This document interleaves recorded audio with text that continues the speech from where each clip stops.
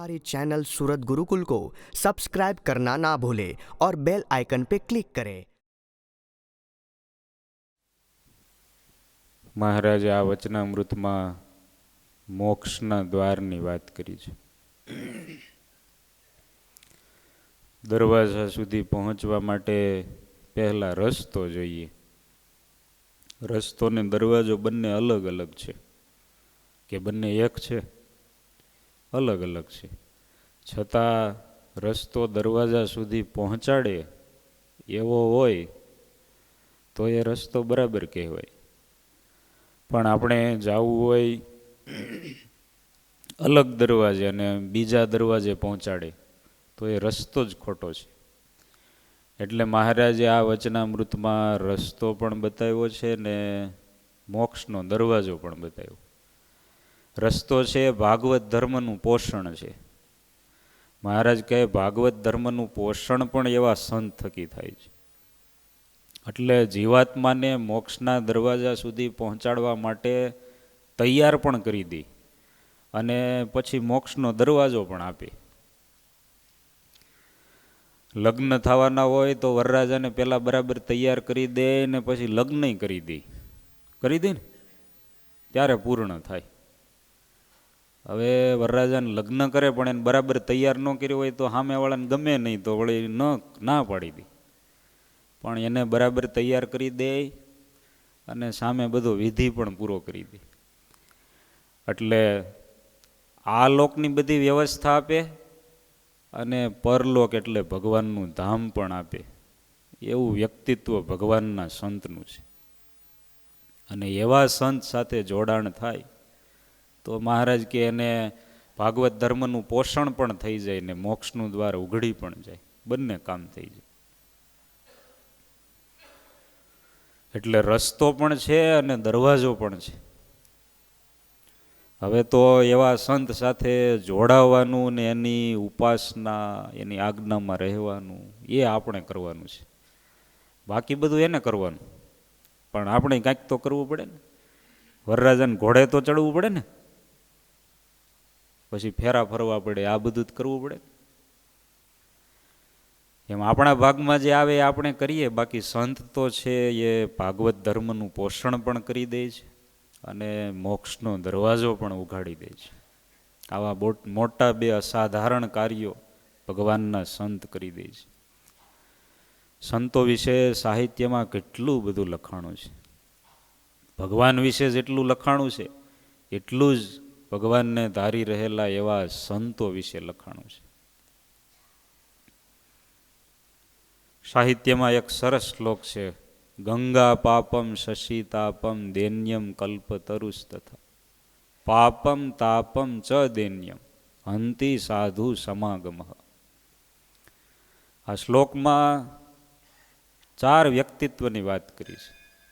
ગંગા, ચંદ્ર, કલ્પતરુ અને ચોથા સંત.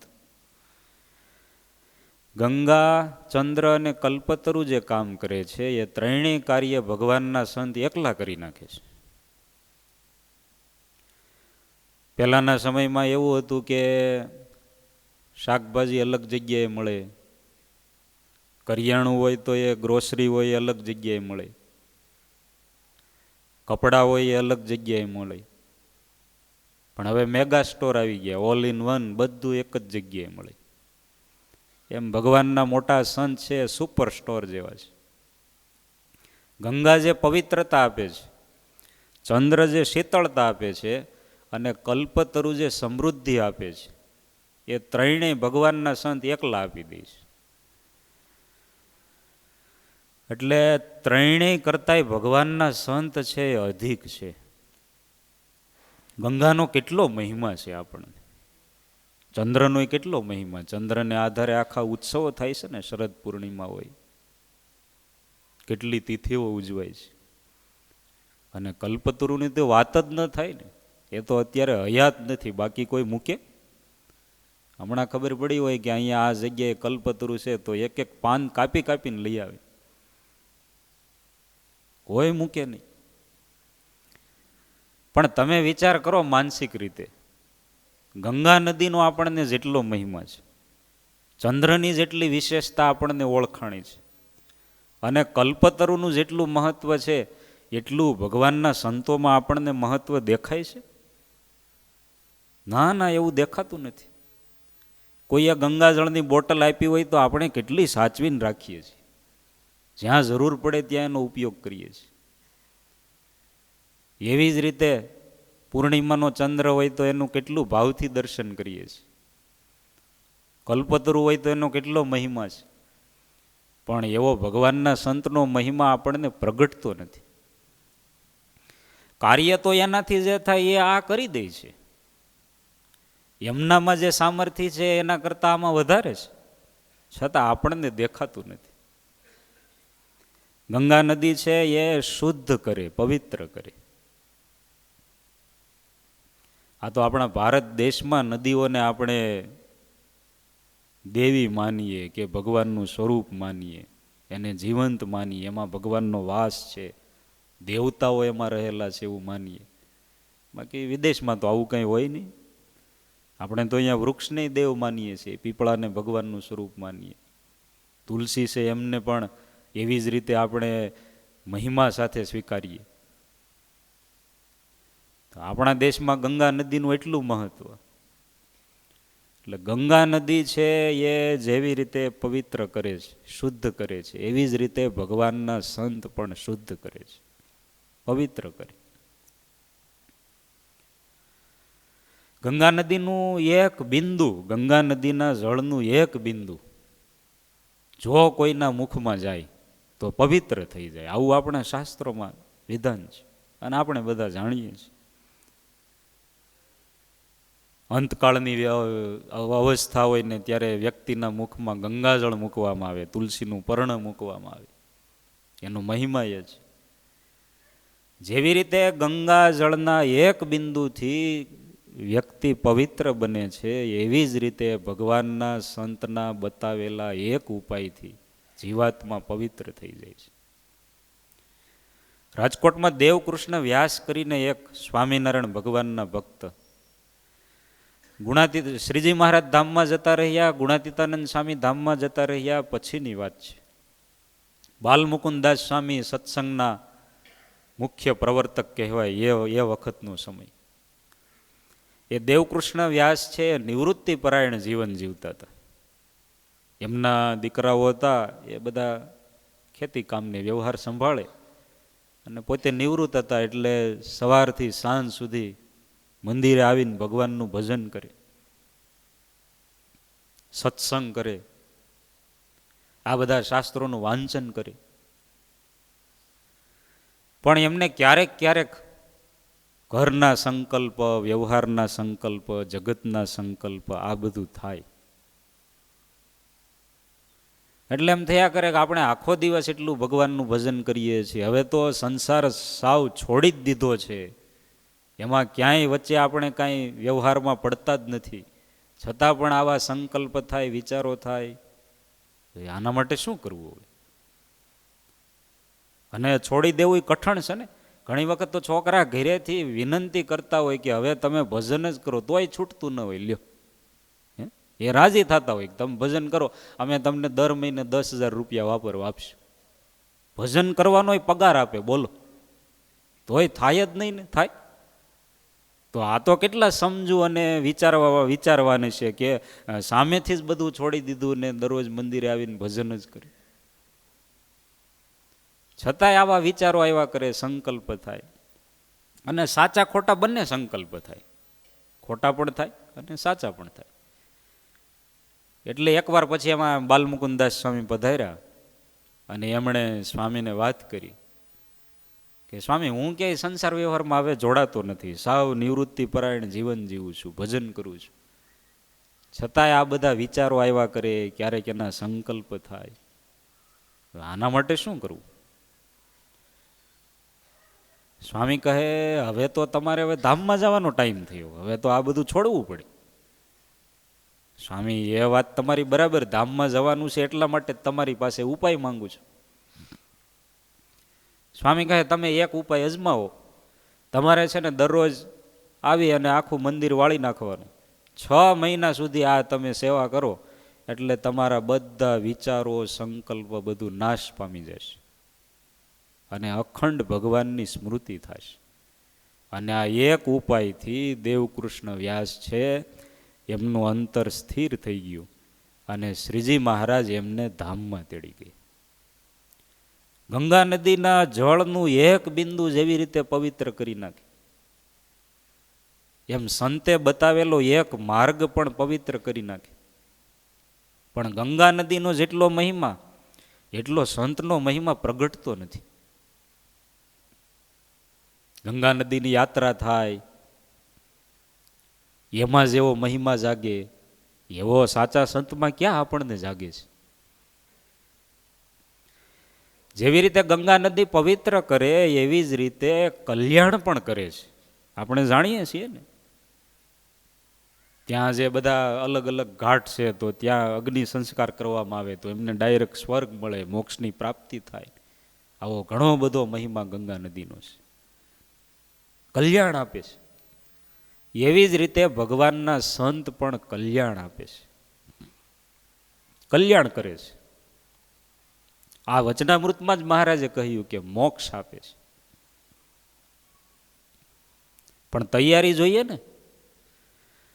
કલ્યાણ કરવા માટેની, મોક્ષ મેળવવા માટેની તૈયારી જોઈએ. ગુણાતીતાનંદ સ્વામીના શિષ્ય જૂનાગઢના જોગી કહેવાય એવા મહાપુરુષ દાસ સ્વામી જામવંથળી ગામમાં પધાર્યા અને સ્વામી મંદિરમાં સભા કરીને વિરાજમાન હતા.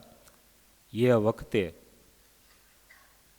માંડણ ભગત આવ્યા સભામાં, મોટી ઉંમર, એમના ઘરે યુવાન દીકરો 21 વર્ષનો ગોકળિયાનું નામ.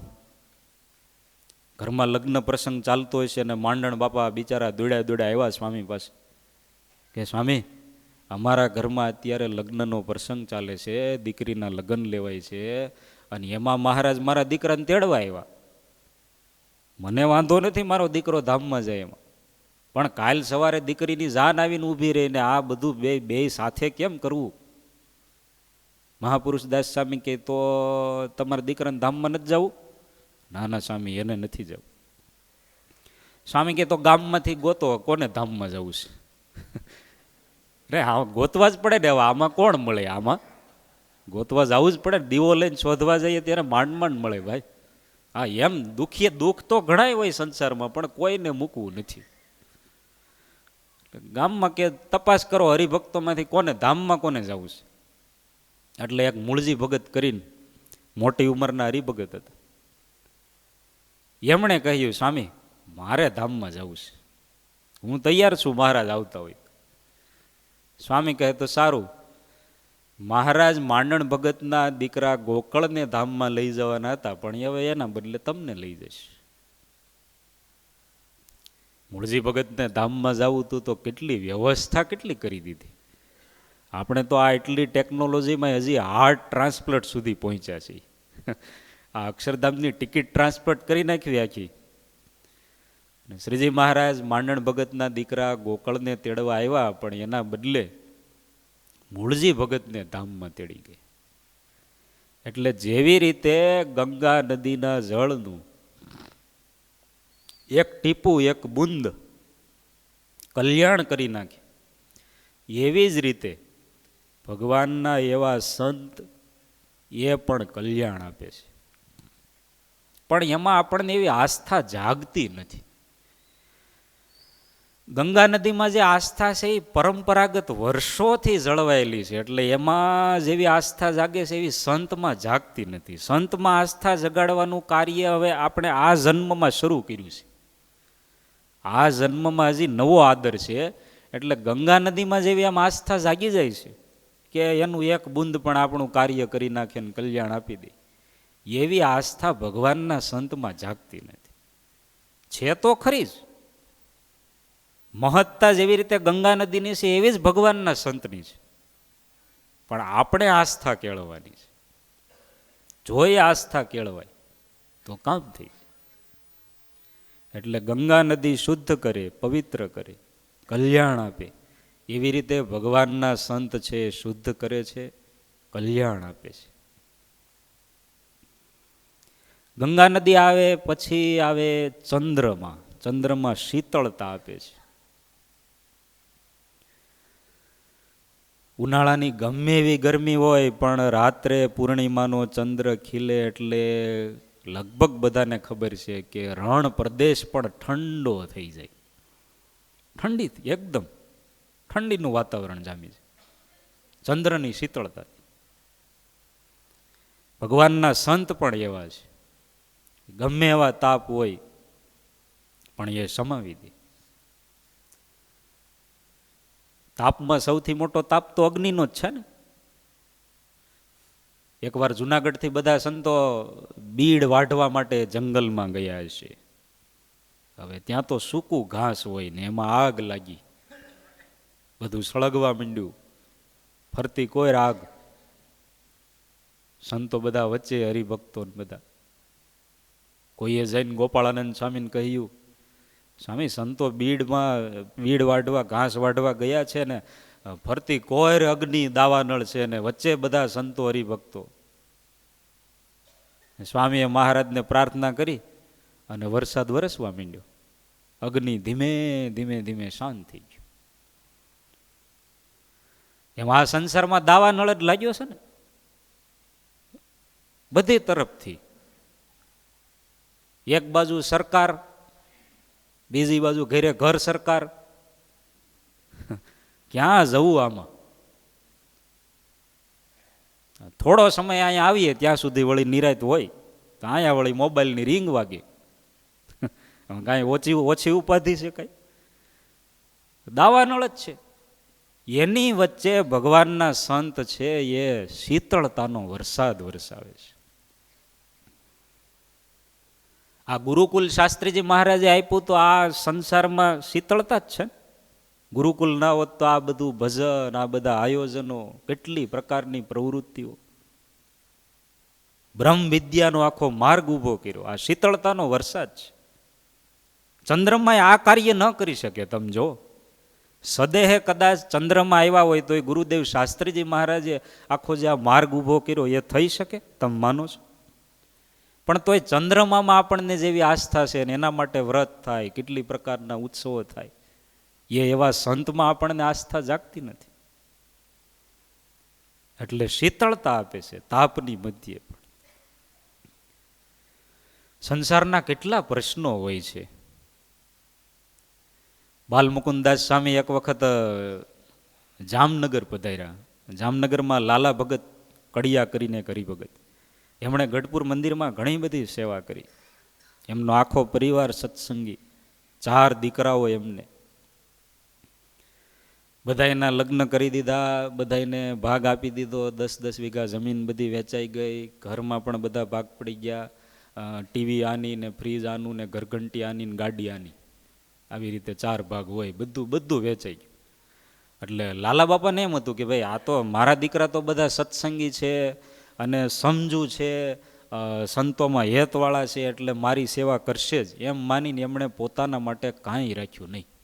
મરણ મૂડી કે જીવાય કાંઈ રાખી નહીં અને બધું વિશ્વાસથી 4 દીકરાઓને સોંપી દીધું.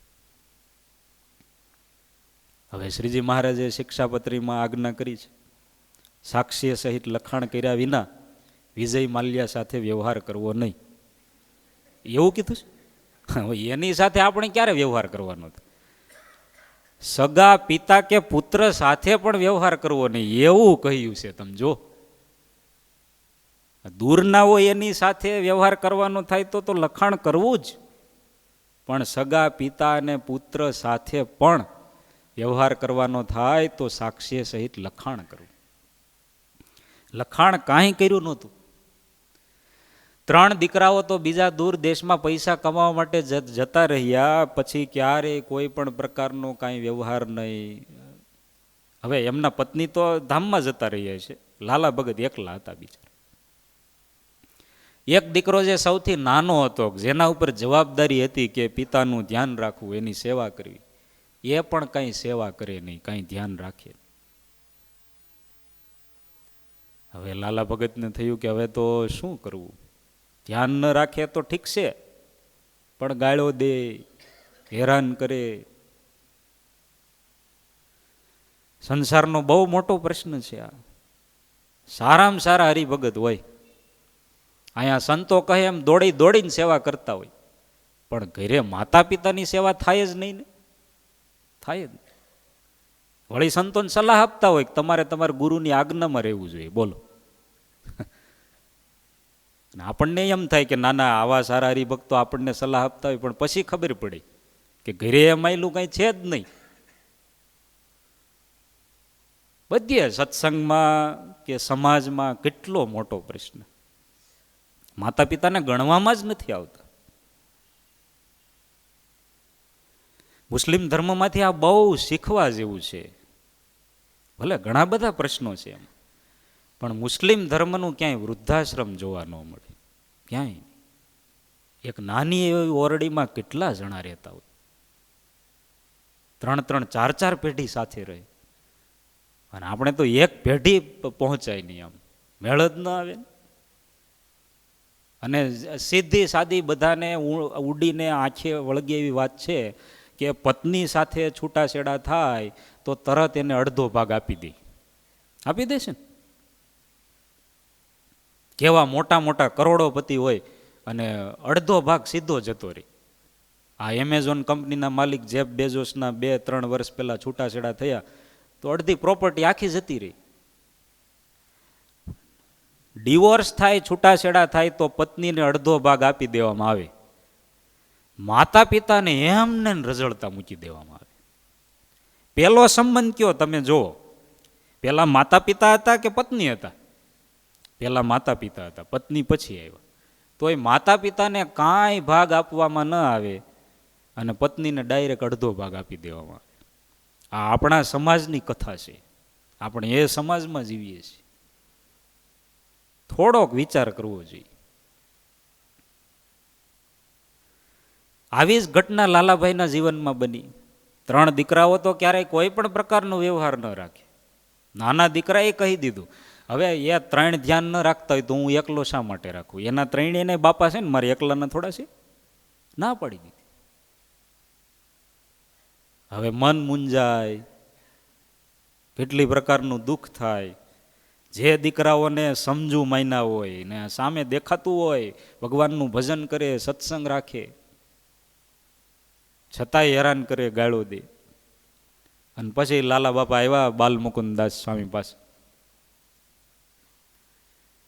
સ્વામી, હવે મારે મહારાજના ધામમાં જવું છે. સ્વામી કહે તો સારું, હવે 6 મહિના ભગવાનનું ભજન કરો ને 6 મહિના પછી મહારાજ તમને ધામમાં તેડી જશે. સ્વામી 6 મહિના હોય? હવે આમાં 6 મહિના કેમ રહેવું? વર્ણન કર્યું રડતા રડતા, આમાં 6 મહિના કેમ રહેવું? સ્વામી કહે તો સારું, 3 મહિના 50% ડિસ્કાઉન્ટ. પ્રશ્નનું સોલ્યુશન કેટલું આપે જો? 3 મહિના ભગવાનનું ભજન કરો ને શ્રીજી મહારાજ તમને ધામમાં તેડી જશે. સ્વામી 3 મહિના નહીં, હજી ઓછું કરી નાખો. સ્વામી કહે હવે 1 મહિનો પાકું, હવે બહુ ઓછું ન થાય આમાં. હા, અમેરિકાના વિઝા લેવાય તો કેટલું પ્રોસેસ હોય છે. સ્વામી કહે 1 મહિનાનું રાખો, 1 મહિનો તમે ભગવાનનું ભજન કરો અને તૈયાર થઈ જાઓ, શ્રીજી મહારાજ 1 મહિના પછી તમને ધામમાં તેડી જશે. આ સાંભળી અને હર્ષના આંસુ આવી ગયા. પેલા દુઃખના આંસુ હતા કે 1 મહિના પછી તો છૂટશું. 1 મહિનો ભગવાનનું ભજન કરીને એ શ્રીજી મહારાજના ધામમાં ગઈ. પ્રશ્નનું સમાધાન આપે છે. તમે જો, સંસારના પ્રશ્નો હોય, સંતોએ તો સંસાર છોડી દીધો છે, પણ છતાંય સાંભળે છે. અત્યારે સાંભળે છે કોઈ? તમે તમારો જ પ્રશ્ન હોય ને, તમારા પરિવારના જ કોઈ વડીલ પાસે લઈને જાઓ તો એ પોતે પણ કહે કે ભાઈ મારે પ્રશ્નો લઈને ટાઈલ પડી ગઈ છે. હવે તમારે તો ઠીક છે, હવે મારે આમાં ક્યાં સમાધાન આપવું? તમે કોઈ સાંભળવા વાળું નથી, અને આ તો સમાધાન આપે છે, સમાધાન આપે છે. ચંદ્ર જેવી રીતે શીતળતા આપે, એને જોઈને જેમ આનંદ વ્યાપી જાય, એમ ભગવાનના સંત છે આનંદકારી સમાધાન આપે છે. એટલા માટેની મહત્તા છે, એટલા માટેનું મહત્વ છે. સૌથી મોટો તાપ આ દુનિયામાં મૃત્યુનો છે. મૃત્યુ જેવો તાપ એકેય નહીં. મૃત્યુ આવે એટલે ભલભલું બધું શેકાઈ જાય. ડર જ એવો છે. પણ ભગવાનના સંત એના થકી પણ રક્ષા આપે છે અને શીતળતા આપે છે. મૃત્યુ એટલે કાળ, કાળને પણ થંભાવી દે છે. આપણા ગુરુદેવ શાસ્ત્રીજી મહારાજ એમણે અમરેલી મંદિરનો જીર્ણોદ્ધાર કરાવ્યો. અમરેલી મંદિર ગુણાતીતાનંદ સ્વામીએ બંધાવેલું. શ્રીજી મહારાજે ગુણાતીતાનંદ સ્વામીને સ્વપ્નમાં કહેલું કે સૌરાષ્ટ્રમાં સત્સંગ સારો થાય એના માટે આ અમરેલીમાં આખા એ સૌરાષ્ટ્રના સત્સંગનું કેન્દ્ર થાય એવું એક મંદિર તમે બનાવજો. અને ગુણાતીતાનંદ સ્વામીએ એ મંદિર બનાવેલું. ગુરુદેવ શાસ્ત્રીજી મહારાજે એનો જીર્ણોદ્ધાર કરાયો. પછી પુનઃ પ્રાણ પ્રતિષ્ઠા એટલે કે બધું ઉત્સવનું આયોજન થયું. સ્વામી એમાં 5 દિવસની કથા રાખી સત્સંગી જીવનની. 5 દિવસનો યજ્ઞ રાખવામાં આવ્યો. જોગી સ્વામીના ગુરુ માનદ સ્વામી કૃષ્ણજીવનદાસજી સ્વામી ત્યારે વિરાજે, હજી હયાત હતા, જેમણે રાજકોટ ગુરુકુલનું ખાતમુહૂર્ત કર્યું. એટલે કથા તો મંદિરમાં આગળ જે ચોક હતો એમાં વ્યવસ્થા થઈ જાય એમ હતી, પણ યજ્ઞ બહાર રાખવાનો હતો. મંદિરની બહાર ચોક અને ચોક પછી આગળ નદી, અને નદીના સામે કાંઠે મુસ્લિમોનું કબ્રસ્તાન અને હિન્દુઓનું સ્મશાન બંને સામે. એટલે નનામી કે જે કાંઈ બધું નીકળે, મૈયત નીકળે, એ બધું ત્યાં ચોકમાંથી નીકળે અને નદીના સામે કાંઠે જાય. અને આવડું મોટું અમરેલી શહેર, દરરોજ એક નનામી ને એક મૈયત તો નીકળે જ. કોઈને કોઈ તો મૃત્યુ પામવાના જ હોય. ચોકમાંથી નીકળે એટલે જો ચોકમાં યજ્ઞશાળા રાખીએ તો યજ્ઞના વિધિ પ્રમાણે, પવિત્રતા પ્રમાણે નનામી કે મૈયત નીકળે તો એમાં વિઘ્ન આવે. એટલે સ્વામીને, શાસ્ત્રીજી મહારાજને થોડીક મૂંઝવણ થતી હતી. જઈને માનદ સ્વામીને વાત કરી કે સ્વામી, ઉત્સવ બહુ સારો થશે, પણ આ એક પ્રશ્ન છે, અહીંયા નનામીને મૈયત નીકળે ને ત્યાં આપણે યજ્ઞશાળા કરવી છે, તો આ એક મોટો પ્રશ્ન છે. એટલે માનદ સ્વામી કહે, આપણે યજ્ઞશાળા ચોકમાં જ રાખો અને કોઈ પણ પ્રકારનું વિઘ્ન આવશે નહીં. માનદ સ્વામીએ ભગવાનને પ્રાર્થના કરી, સ્વામિનારાયણ મંત્રની માળા કરી, ઉત્સવ શરૂ થયો. પહેલો દિવસ, બીજો દિવસ, 5 દિવસ પૂરા થયા. આખા અમરેલીમાં 5 દિવસ સુધી કોઈ મૃત્યુ પામ્યું નહીં. જડબે સલાક, જેમ લક્ષ્મણ રેખા દોરી દઈને વંદો આવે નહીં ને, એમ મૃત્યુ આવ્યું જ નહીં. મુસ્લિમો કે હિન્દુને કોઈને એક પણ મૈયત નહીં, એક પણ નનામી નહીં. ઉત્સવ પૂરો થયા પછી શાસ્ત્રીજી મહારાજે હરિભક્તોને કહ્યું કે આખા અમરેલીમાં જેટલા દેવસ્થાનક હોય ત્યાં બધે આપણે યજ્ઞની પ્રસાદી આપવા જવાનું છે. ઉત્સવની યજ્ઞની જે કાંઈ પ્રસાદી વધી હોય એ બધા મંદિરોમાં પૂજારીને, બીજા ભક્તોને બધાને આપવા. હરિભક્તો પ્રસાદી આપવા માટે નીકળ્યા. એમાં મંદિરના સામે કાંઠે જે સ્મશાન હતું એની બાજુમાં જ એક શિવાલય, ત્યાં હરિભક્તો પ્રસાદી આપવા માટે ગયા. એટલે એમના પૂજારીએ કહ્યું, વર્ષોથી હું અહીંયા આ શિવાલયની પૂજા કરું છું. વર્ષોનો ઇતિહાસ, એનો હું સાક્ષી છું કે આ અમરેલીમાં એક પણ દિવસ એવો નથી ગયો કે એકાદ નનામી કે મૈયત આવી ન હોય. પણ તમારો સ્વામિનારાયણ સંપ્રદાયનો ઉત્સવ શરૂ થયો એક દિવસ અગાઉનો અને એક દિવસ આ, એટલે 5 ને 2 7 દિવસ થયા. 7 દિવસથી આખા અમરેલીમાં કોઈ મૃત્યુ પામ્યું નથી ને કોઈની નનામી કે મૈયત આવી નથી. એટલે હરિભક્તો કહે, એ અમારા સ્વામિનારાયણ ભગવાનનો પ્રતાપ તો ખરો જ, પણ સાથે સાથે અમારા સંતોનો પ્રતાપ પણ ખરો. એમણે મહારાજને પ્રાર્થના કરી ત્યારે આ શક્ય બન્યું. અને આશ્ચર્યની વાત એ કે 8મા દિવસે એક સાથે 7 જણા મૃત્યુ પામ્યા. 8મા દિવસે એક સાથે 7 દિવસ સુધી કાળને થંભાવી દીધો. સૌથી મોટો તાપ કાળનો છે, સમયનો છે. સમય વ્યક્તિને જેવો તપાવે છે એવું તો કોણ તપાવી શકે? એવો દેશકાળ હોય, ખરાબ સમય હોય ત્યારે દુઃખ આવે, ચિંતા આવે. એવા તાપમાં પણ ભગવાનના સંત છે શીતળતા આપે છે. એટલા માટે ચંદ્રથી જે કાર્ય થાય છે એ ભગવાનના સંત કરી બતાવે છે. એટલે રસ્તો પણ એ છે અને સાધ્ય પણ એ છે. ત્યાર પછી આવે કલ્પતરુ. કલ્પતરુ હવે અત્યારે તો બધાને ક્રિસમસ ટ્રીમાં રસ હોય છે. કલ્પતરુ તો હવે છોકરાઓને નામય ખબર નથી હોતી. હા, એને ક્રિસમસ ટ્રીમાં ખબર પડે, પણ કલ્પતરુમાં અત્યારના નાના નાના છોકરાને શું ખબર પડે?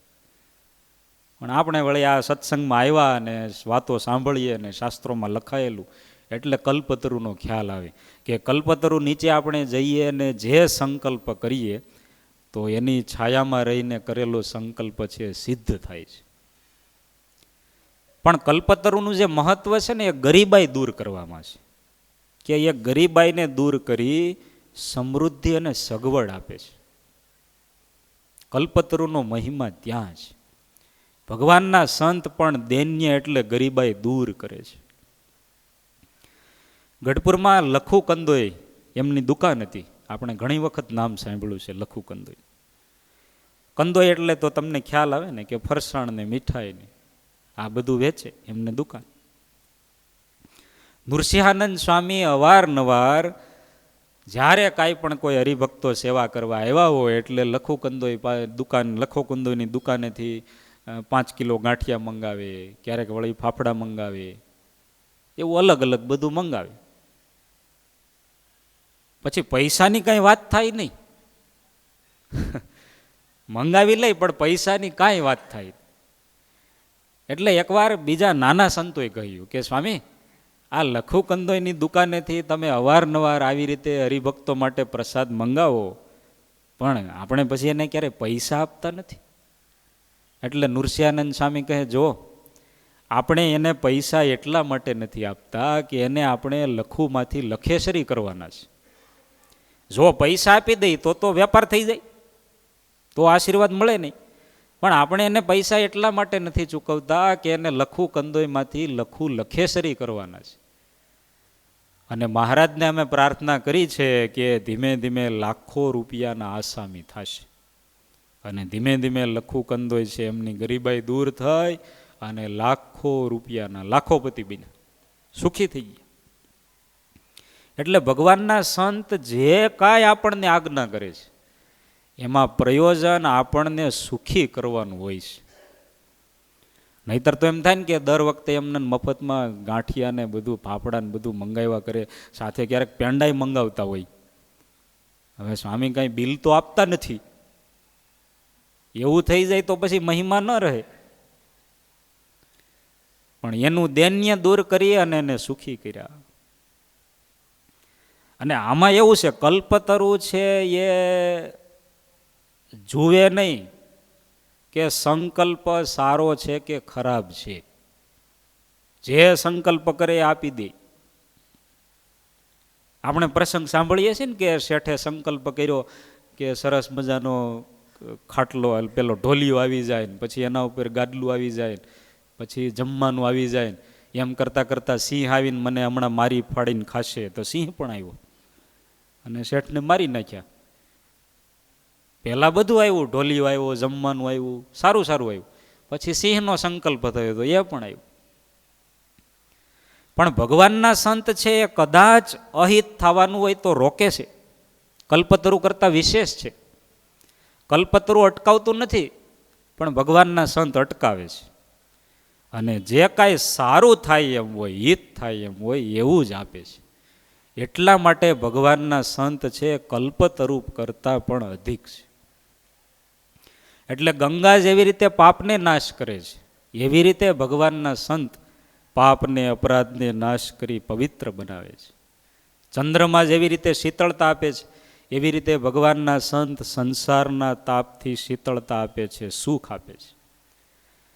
જેવી રીતે કલ્પતરુ ગરીબાઈને દૂર કરે છે, એવી રીતે ભગવાનના સંત દૈન્યને દૂર કરીને સમૃદ્ધિ આપે છે.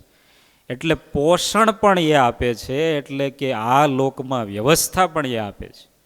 અને અંતકાળે મોક્ષનું દ્વાર ઉઘાડું કરી દે છે, એટલે સાધ્ય પણ એ આપે છે.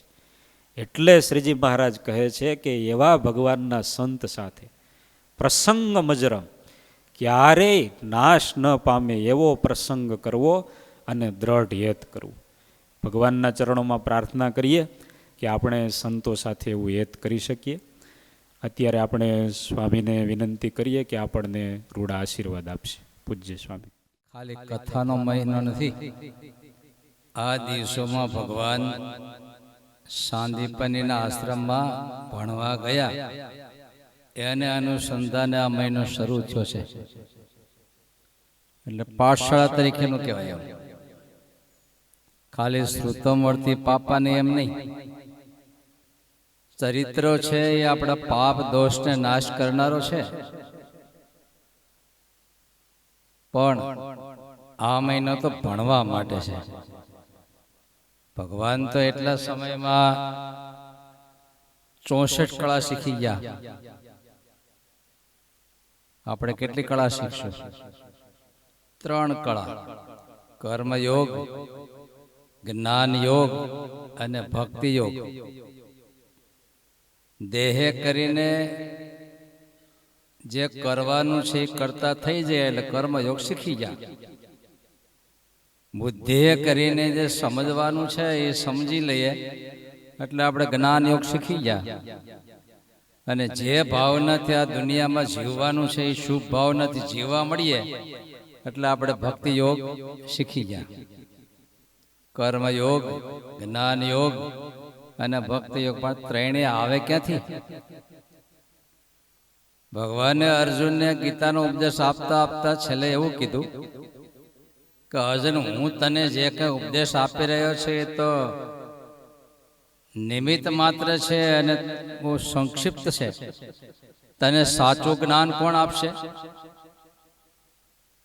તો કે તત્વવિદ, એવા ઈશ્વરના ભોમિયા કોઈક સંત મળશે અને તું એની પાસે જિજ્ઞાસાપૂર્વક જાશ ત્યારે તને એ આ વસ્તુ આપશે.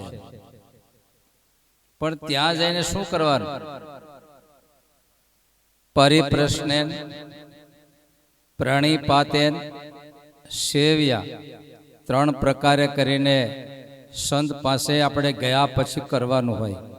પરિપ્રશ્ન એટલે અંતરની જિજ્ઞાસા, અંદરની ખોટ, અંદરનો ખપ એની આગળ જાહેર કરવાનો હોય. દુકાને જાઓ તો કહેશે ભાઈ મને રીંગણા આપો. તમારો અંદરની જિજ્ઞાસા, જરૂરિયાત તમે જાહેર કરો છો. હળદીના ગાંઠિયા આપો. ઘરે જાઓ તો કે રોટલી આપો. અંદર જે ભૂખ છે, જરૂરિયાત છે એને તમે વ્યક્ત કરો છો એટલે સામેથી આપે છે.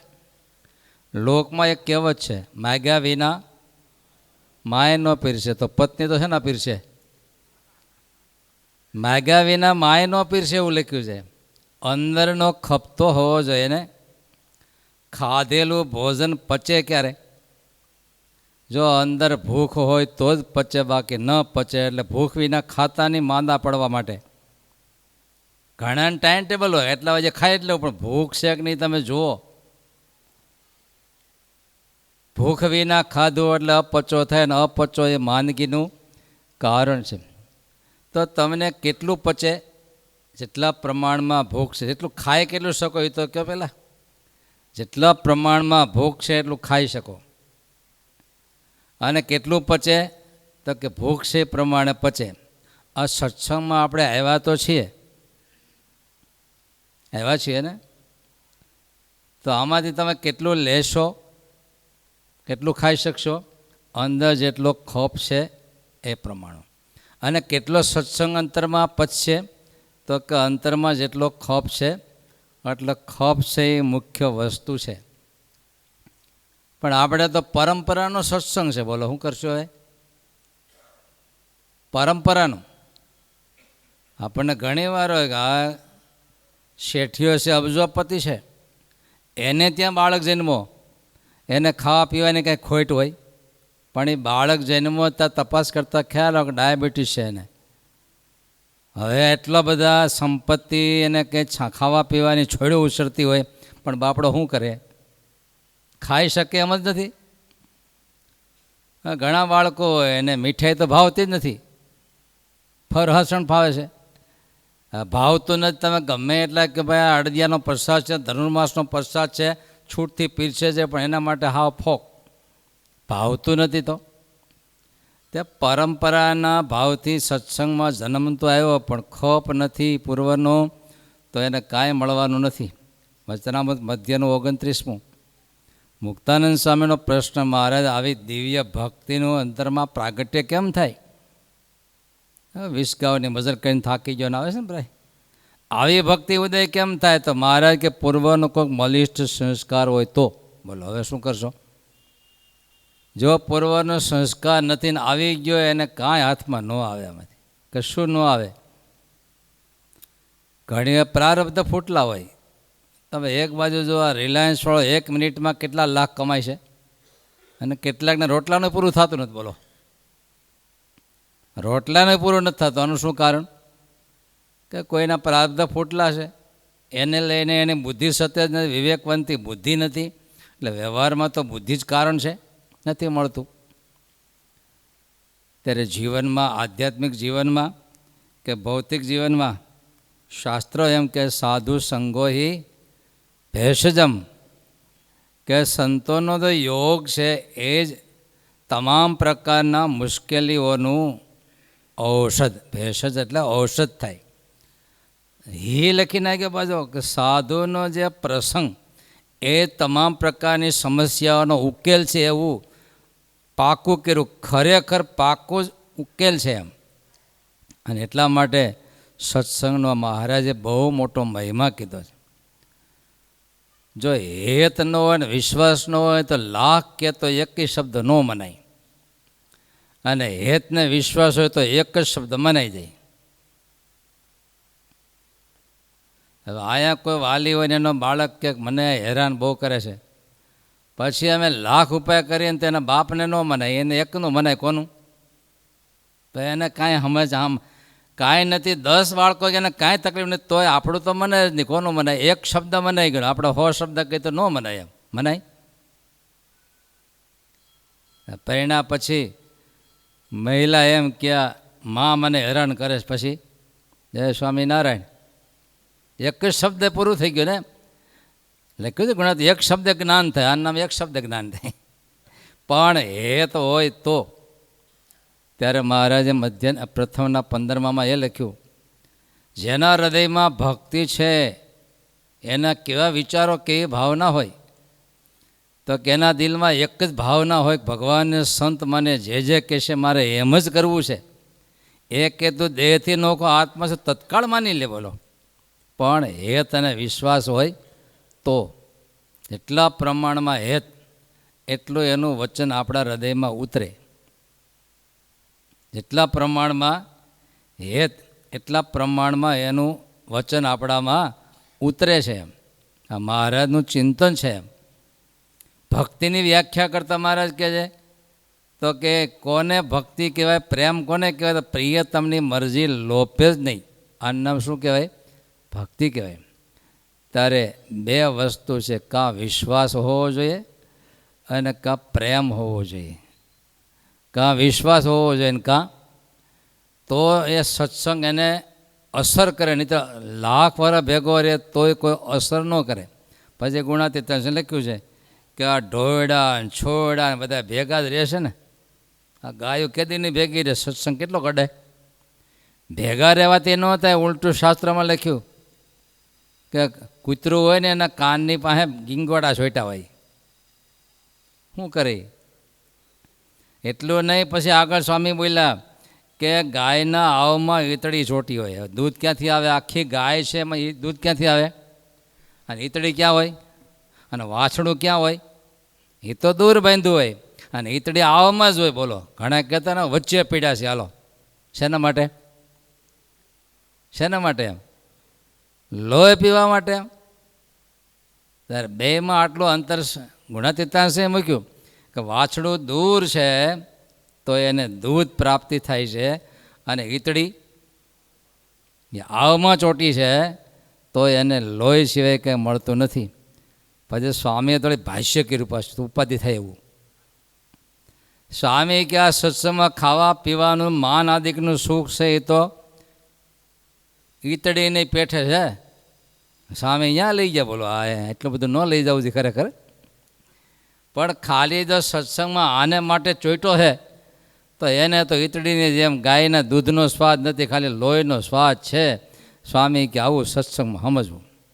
પણ એકાંતિક ભાવ પ્રાપ્ત કરવા માટે જો હોય, અને મહારાજે 3-4 વચનામૃતમાં આ ચિંતન મૂક્યું છે. સત્સંગનો અર્થ શું? તમે સત્સંગી છો? તો કે હા, ઉપલું બટન ખોલી કંઠી બહાર કાઢે, અને મેં પાછું વળી હોનાનું માંદળિયું નાખ્યું હોય. ઘણા એક પારો હોનાનો ને એક પાછો લાકડાનો, એ તો વીવીઆઈપી સત્સંગ કહેવાય ને. હા, અમે સત્સંગી છીએ. જો કંઠી છે, એનાથી આગળ ગયા હોય તો તિલક ચાંદલો છે, એનાથી આગળ ગયા હોય તો પહોંચ બતાવ, જો નામ વેરો ભરીએ છીએ. એમ ઓફિશિયલ સત્સંગી છે, કેવા ઓફિશિયલ એમ.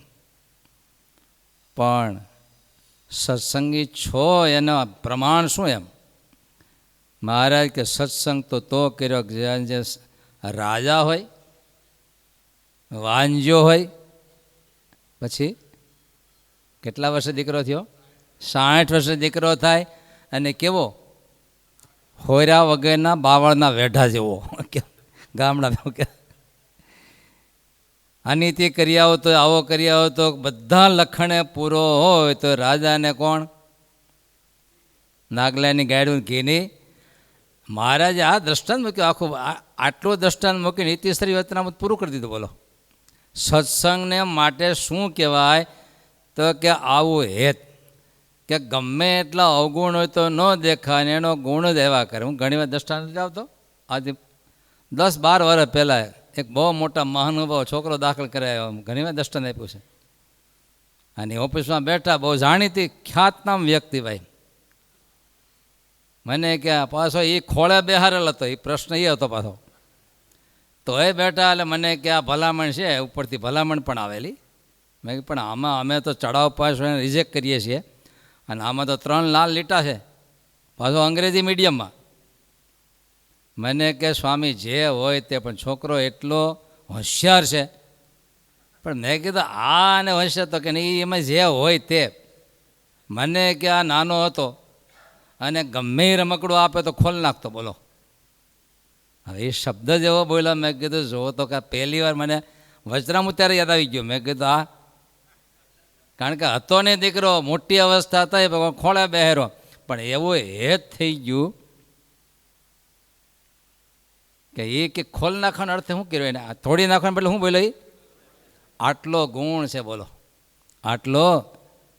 વડતાલમાં એક સાધુ ભૂલ કરી ગયા.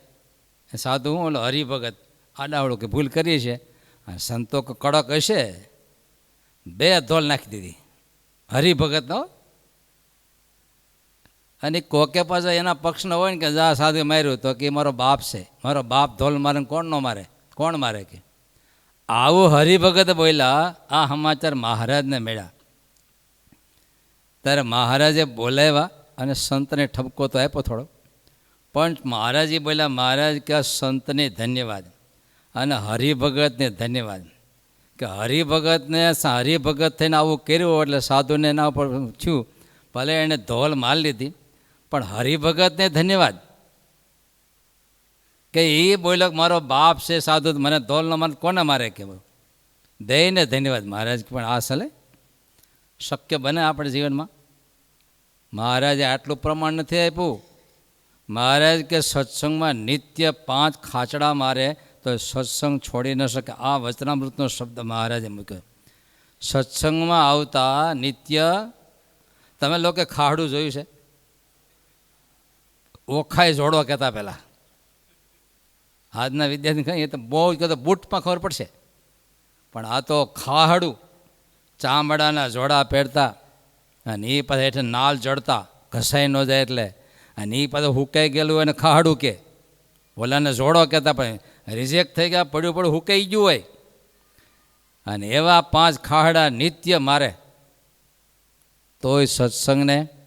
આ તો આપણે કેપેસિટી માપવાની, તમારે બે ને આ કેપેસિટી કેટલો ખપ હોય તો છોડી ન શકે સત્સંગને. પછી બીજું દ્રષ્ટાંત લખ્યું, મહારાજ કે અફીણમાં બંધાણી હોય, અને અફીણ તો કાળું, કદરૂપું અને કડું, છતાં એનો બંધાણી હોય ને એને મણ હાકર આપી હોય તો શું કરે? હાકર ન ખાય, એ વેચી આવે ને એના પૈસાથી પાછો શું ખાય? એટલે મહારાજ કે આવો સત્સંગનો બંધાણી હોય તો જીવને મોક્ષનું દ્વાર ઉઘાડું થાય છે. આપણા ભાગમાં આવવા નથી આ. એટલા માટે મહારાજે આ પાકું કરાવવા માટે આજ્ઞા આપી બધા હરિભક્તો સંતોને કે આ 2 પદ કાયમ બોલજો, જો કંઈ અસર થાય તો. એમ કાંઈ અસર થાય તો ક્યાં પદ? મારા વાલાજી શું, પહેલાં આપણે ધનુર્માસમાં બોલતા આ પદ, પૂરું થયા પછી એક પદ બોલે ને ત્યાં પ્રસાદ વિતરણ થતું. એમ રાજકોટી ધનુર્માસ પછી આ પદ વારા એક દયા અને એક દયા એવું બોલાતા. એમ આપણે શરૂ નથી કરવું, પણ મહારાજે આ પદ નિત્ય બોલવાની આજ્ઞા કરી છે. અને એમાં 2 શબ્દ મહારાજને બહુ ગમી ગયા છે એટલે કીધું છે. સન્મુખ જાતા શંકા ન કે જય, મર ભાલા તણા મેહ વર્ષે રે. એની સામે જાતા ભાલાના મેહ. આપણે દેવું છે ત્યાં શું છે, હામું જોતા નથી. બોલો, હામું જોવાની ક્યાં વાત આવી? આમાં તો શું આવ્યું? ભાલાના. આ પરણવા જાય તે માંડવામાં વેવાયું હામાં ગાણા ગાતા હોય તે શું બોલતા હોય? હા, ભાલાના વરસાદ તોય પણ ગમે એ કયો, બાકી લઈને જવું છે. એમ કેટલો ખપ છે. એમ તમારે બાજુમાં ઓલું કયું સ્ટેશન? તોરી બાજુમાં ખાખરિયા ને, ત્યાં ઓલું ફાટક પાસે નીકળેલા અમે. કાં તો 35 વર્ષ પહેલાંની વાત છે. અને રેલવે આવતી ફાટક બંધ હતો એટલે ગાડી ઊભી રહીને ત્યાં એક ભાઈ આવ્યા. એટલે પાસે આવીને ઉભા મને કે જય સ્વામિનારાયણ. કેવું ગામ? તો કે આ ખાખરિયા બાજુમાં છે. કે મને કે સ્વામીજી તમારા ભગવાન યારે હાંધો હોય ને તો ભગવાનને પ્રાર્થના કરજો કે મારું હક પણ લગ્ન થાય.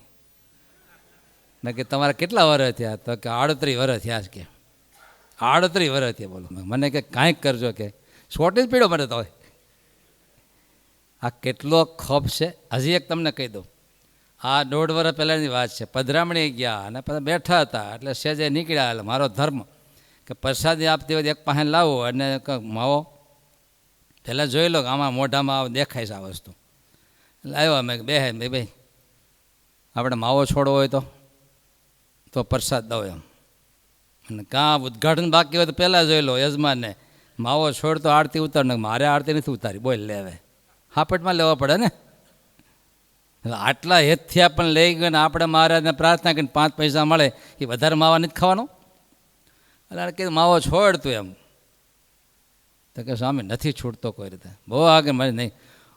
ઓલા બીજા હારે મને કે સ્વામી હજી વાંઢો આટા મારે છે. કે હા 29 વર્ષનો થયો. કે પછી મેં તો ફ્રેન્કલી કહી દીધું, મેં કીધું માવો છોડ ને તો 20 દિવસમાં તો હક પણ થઈ જાય. બોલ. ઓલા બધા ઘોઘા એ છોડ હક પણ થઈ જાય. કે ઓલા કે સ્વામી નથી છૂટતો. કે મેં કીધું છોડ 20 દિવસે હક પણ થઈ જાય. મેં કોઈ પર ચોખ્ઠી લાગુ પડે તો કે સ્વામી નહીં છૂટે. કે ઓલા કે છોડી દે હક પણ દે. કે નહીં છૂટે. કે ન છોડ્યું. બોલો, હક પણ ન થાય તો બેતર છે ભાઈ. તમે એક કલ્પના તો કરો. પણ આને નામ મહારાજે વ્યસન મહારાજ અફીણનો બંધાણી આ લખ્યું. પ્રેક્ટિકલ જોવા મળ્યું. બોલો, પ્રેક્ટિકલ જોવા મળ્યું. ત્યારે સત્સંગ બીજી પંક્તિ લખીએ એ જ પદમાં, સૂળી ઉપર શયન કરાવે તોય સાધુને. તમારે તો સત્સંગમાં ગ્રહસ્થને કેવું, કેટલા સત્સંગમાં કેટલું એન્ટ્રી હોય તમારે? આખો દીમાં કલાક કે 1.5 કલાક. એમાં કેટલાકને તો ખાલી સાધુડીઓ સત્સંગ હોય. ગામડામાં સાધુ આવે તે જવાનું. કેટલા ઉત્સવિયા ભગત હોય, કેટલાક દિવાળિયા ભગત હોય, દિવાળી એકવાર દર્શન કરવા જાય. કેટલાક ઉત્સવ હોય તે જાય. કેટલાક સાધુડિયા સાધુ આવે તે. પણ કેટલાક ઠાકોરિયા હોય એ પણ દર્શન કરીને વ્યા જતા. નિયમ ચેષ્ટા લેવા દેવા ન હોય ગામડામાં કંઈ. ગામડા હોય અહીં તો લેવા દેવા હશે કદાચ. પણ જે ખરેખર સત્સંગ કરનારા હોય ને, ખરેખર એને આટલો ખપ હોય. તમારે સત્સંગમાં રહેવાનું કેટલું થાય? કલાક 1%, 5% હાલે, 5% હાલે ને. અમારે કેટલા ટકા રહેવાનું હોય? બોલો ને. તમારે જાજો કાંઈ વ્યવહાર પાછો ન હોય. અમારે તો 100% વ્યવહાર. અને એમાં બીજો વ્યવહાર અમારે તો 100% એની પાસે કામ લેવાનું. આ સાધુ પાસેથી એની પાસે લેવાનું. 100% શું કરવાનું? હરિભગત પાસેથી.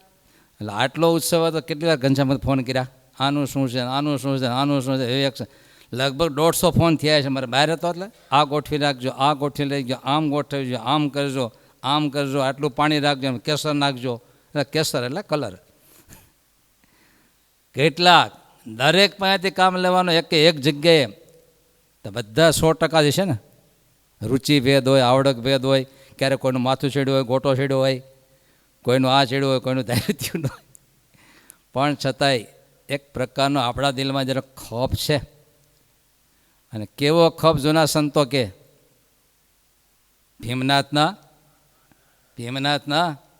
રાકા જેવો ખોફ. હવે દુષ્કાળમાં એક જ ઠેકાણે થૂલું મળે, વાટકો જો એ ન ખાય તો મરી જ જવાનું. ટ્રાન્સપોર્ટ વ્યવસ્થા નહોતી, પણ એ લેવા માટે લાઈનું પણ ધક્કાધક્કી થાય. જે ધક્કો જાય નદીમાં, પાછા ખંખેને ઊભા થાય, પાછો જે ધક્કો જાય આમ કરતા રહે. પણ છતાંય પાછા શું કામ? ખબર છે કે આ નહીં, જો ખોટું લાગશે મૃત્યુ જ છે સામે. આપણને સત્સંગમાંથી ખોટું લાગ્યું હોય તો કાળની ગતિ દેખાય છે, કર્મના ખત્તા દેખાય છે, માયાના બંધનો દેખાય છે. આ જન્મ મરણમાં નીકળવા જ નહીં દે માયાના બંધનો. અને કર્મના ભોગ તો આવતીકાલે શું છે ખબર છે? આ તો ઠોઈ રાખ્યા છે ભગવાનને સાધુની વચ્ચે છીએ એટલો. બાકી આપણે ગતિ તો કેટલી છે, એ સેજ રહી ગયું. શું રહી ગયું? રાખ્યો તને, બાકી તો ઉડી ગયો. તો ગાડી ચલાવતા શું કરીએ આપણે? સેજ રહી ગયું. શું રહી ગયું? એ તો ઠાકોરજી આપણને 24 કલાક બચાવે છે અને આશરે બેઠા છીએ. અને કાળની ગતિ તો કલ્પનાથી જ છે, પણ એ દેખાતું હોય ને તો કોઈ દે ખોટું ન લાગે. એ નથી દેખાતું એટલે વારે શું થઈ જાય છે? ઓછું લાગે છે કે વધારે લાગે છે? ઓછું લાગી જાય છે, ખોટું લાગી જાય છે. માટે વસ્તુ ભાંગીને આ સત્સંગને છોડવા જેવો નથી અને નથી. સહજાનંદ સ્વામી महाराजની हमारे चैनल सूरत गुरुकुल को सब्सक्राइब करना ना भूले और बेल आइकन पे क्लिक करें.